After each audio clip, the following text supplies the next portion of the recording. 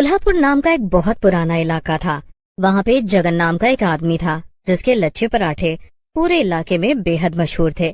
जगन के लच्छे पराठे खाने दूर दूर से लोग आते थे और वो भी अपनी दुकान में काफी व्यस्त रहता था। उसकी दुकान पे कई सारे नौकर चाकर थे, जिनमें से एक थी माधुरी। माधुरी जगन की दुकान पे लच्छे पराठे बनाने सीखने आई थी, लेकिन उसका अच्छा काम देखकर जगन ने उसे अपनी दुकान पे ही काम पे रख लिया था। क्या बात है जगन भाई, आपने माधुरी को भी अपने लच्छे पराठे बनाने की कला सिखा दी है। अब तो ये आपके जैसे ही पराठे बना लेती है।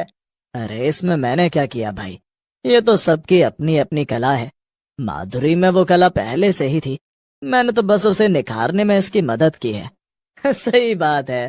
फिर माधुरी और जगन अपने अपने काम पे लगे रहते हैं और शाम हो जाती है। शाम को जगन दुकान बंद कर देता है और माधुरी भी अपने घर के लिए निकल पड़ती है। वो अकेली रहती थी और उसका घर पास में ही था। ओहो, आज तो बड़े ही ग्राहक थे दुकान पे। कितने सारे लोग आए हुए थे लच्छे पराठे खाने के लिए। मेरे तो हाथ ही दुख गए पराठे बनाते बनाते। अरे अरे तो आओ, मैं तुम्हारे हाथ दबा दूं मेरी मधुरानी। माधुरी पीछे मुड़कर देखती है तो वहाँ पे बिरजू खड़ा हुआ था। वो एक नंबर का आवारा किस्म का लड़का था और वो काफी वक्त से माधुरी के पीछे पड़ा हुआ था। वो माधुरी से शादी करना चाहता था। अरे तू फिर आ गया लफंगा, तुझे कितनी बार समझाया है कि मुझसे दूर रहा कर, लेकिन तुझे तो बात समझ में ही नहीं आती है। अरे क्यों भड़क रही हो तुम मधु, कभी कभार जरा प्यार से भी बात कर लिया करो ना। अरे मेरी जूती करे तुझसे प्यार से बात, और क्या ये मधु मधु लगा रखा है? मेरा नाम माधुरी है, माधुरी। फिर माधुरी गुस्से में वहाँ से चली जाती है और बिरजू हंसते हुए खुद से कहता है, अरे मेरी प्यारी मधु, कब तक मुझसे भागती रहेगी? एक न एक दिन तो तुझे मुझसे शादी करनी ही होगी। मधु बिरजू से बहुत परेशान थी।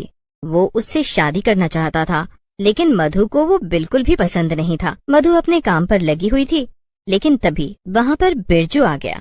अरे तू फिर आ गया, तुझे एक बार समझाया ना, बात समझ नहीं आती है क्या? देख माधुरी, मेरी बात को समझने की कोशिश कर। अरे मैं तेरी सारी जरूरतों का ख्याल रखूंगा, तू एकदम रानी की तरह रहेगी मेरे साथ। मुझसे शादी करने के लिए हाँ कर देना। तेरा दिमाग तो ठीक है ना बिरजू, या फिर तू नशे में बात कर रहा है? भला मुझे तेरी कौन सी जरूरत पड़ने लगी? अरे मैं अपनी मेहनत से लच्छे पराठे बनाती हूँ और तेरे जैसे 4-5 निकम्मों से ज्यादा मैं अकेली कमा लेती हूँ। मुझे तेरी कोई जरूरत नहीं है और ये मेरी तरफ से तुझे आखिरी चेतावनी है।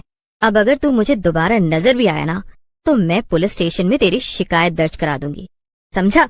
इतना कहकर माधुरी वहाँ से चली गई, लेकिन बिरजू को बड़ा अपमानित महसूस हो रहा था। माधुरी ने उसे निकम्मा कहकर उसके मुंह पर एक बड़ा तमाचा मारा था। ये माधुरी तो बहुत ही घमंडी निकली। कहाँ मैंने इसे रानी बना के रखने के सपने देखे थे और कहाँ इसने मुझसे दुश्मनी मोल ले ली है।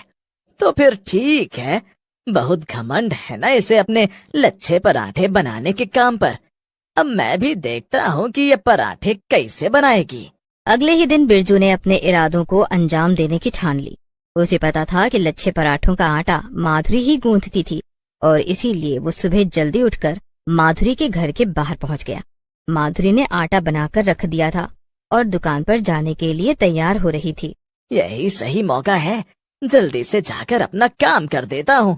बिरजू खिड़की से अंदर कूद गया और उसने माधुरी के गुथे हुए आटे में एक पाउडर छिड़क दिया और वहाँ से बाहर निकल आया। माधुरी की बच्ची, अब देखता हूँ कि कौन खाता है तेरे लच्छे पराठे। बहुत घमंड था ना तुझे कि तू मेरे जैसे 4 निकम्मों जितना कमा लेती है। अब जब सारे इलाके के लोग तेरे पराठे खाकर उल्टियाँ करते घूमेंगे, तब देखता हूँ कि तू क्या करेगी। माधुरी इन सब चीजों से अनजान थी और रोज की तरह अपने काम पर चली गई, लेकिन 1 घंटे के अंदर ही जगन की दुकान पर बहुत भीड़ इकट्ठा हो गई। अरे क्या हुआ, आप सब लोग यहाँ एक साथ क्यों आए? क्या बात हो गई? क्या बात हो गई? अरे एक तो तुमने हम लोगों को खराब पराठे खिलाए और अब मासूम बन रहे हो। तुम्हारी वजह से कितने ही लोगों की तबीयत बहुत ज्यादा बिगड़ गई है। क्या? अरे ये आप कैसी बातें कर रहे हैं? आज से पहले तो हाँ हाँ, अब ये तो तुम ही जानो कि आज से पहले ऐसा क्यों नहीं हुआ और आज क्यों हुआ। हमें तो बस इतना पता है कि पैसों के लालच में तुमने अपने पराठों में मिलावट की है।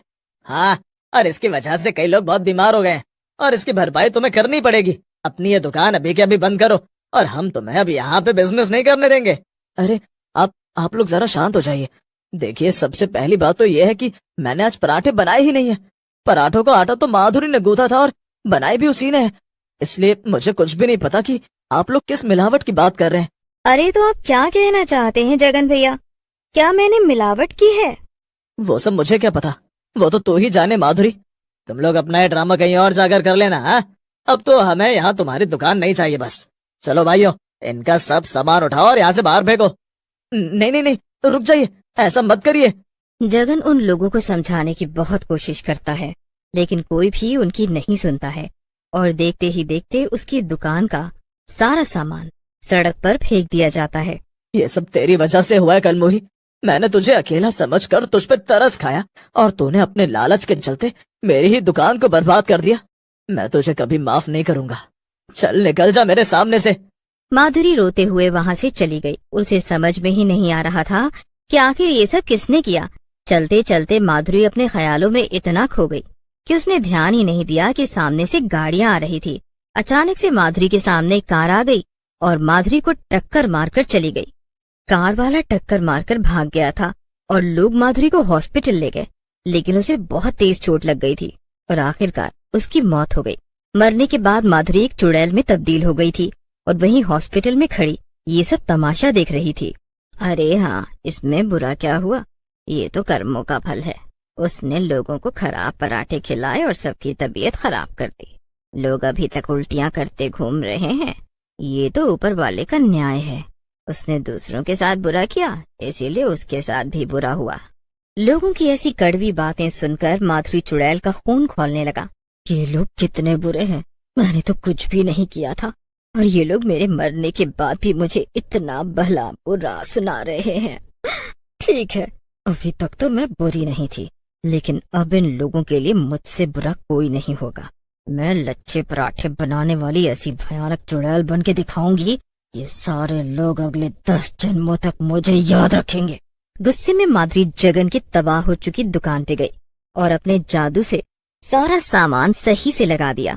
फिर वो अंदर जाकर लच्छे पराठे बनाने लगी। आसपास के कुछ लोगों ने उसे देखा तो वो दुकान पर आ खड़े हुए। चुड़ैल ने पलटकर उस आदमी को देखा। उसकी सिट्टी पिट्टी गुल हो गई। वो आदमी भागने की कोशिश करता है, उसके पहले ही चुड़ैल ने उसे पकड़ लिया। तुम लोगों ने मेरा बहुत दिल दुखाया है, अब मैं किसी को नहीं छोड़ूंगी। एक एक करके सबसे बदला लूंगी, लेकिन सबसे पहले तू खुद आया है मरने के लिए, इसीलिए मैं तुझे और भी खास मौत दूंगी। चुड़ैल गुस्से में एक बड़ा सा लच्छा पराठा उठाती है और उस आदमी के मुंह में ठूंस देती है। ये ले, खा और खाकर मर जा। मेरे पराठे मिलावटी नहीं थे, लेकिन अब मेरे यही पराठे तुम सबकी मौत का कारण बनेंगे। चुड़ैल गुस्से में उस आदमी के मुंह में पराठे ठूंसती ही जा रही थी और वो आदमी सांस तक नहीं ले पा रहा था। आसपास कई लोग जमा हो गए थे और वो भी ये भयानक नजारा देख रहे थे, लेकिन किसी की भी हिम्मत नहीं हो रही थी कि वो चुड़ैल को रोक सके। तभी वहाँ पर जगन आ गया। ये सब क्या हो रहा है? माधुरी, क्या ये तुम हो? हाँ, मैं ही हूँ और मैं अपना बदला ले रही हूँ। माधुरी, हम दोनों के ही साथ गलत हुआ है। तुम्हें भी अपने काम से हाथ धोना पड़ा और मेरी भी दुकान बर्बाद हो गई, लेकिन मुझे माफ कर दो। औरों की तरह मैंने भी तुम पर शक किया। मैं उस वक्त इतना ज्यादा परेशान हो गया था कि मुझ में बिल्कुल भी धीरज नहीं बचा था और मैंने तुम्हें उल्टा सीधा कह दिया। लेकिन मैंने पता लगा लिया है कि मिलावट किसने की थी। बिरजू ने। जगन की बात सुनकर चुड़ैल के साथ साथ वहाँ खड़े सभी लोग परेशान हो जाते हैं। जगन की बात सुनकर चुड़ैल का गुस्सा 7वें आसमान पर था। उसने जगन से कहा, जगन भाई, मुझे अभी के अभी उस बिरजू के पास ले चलो, मैं उसे नहीं छोड़ूंगी। मगर जगन के साथ जाने से पहले माधुरी कई सारे लच्छे पराठे बना लेती है और उसे पैक करके अपने साथ ले जाती है।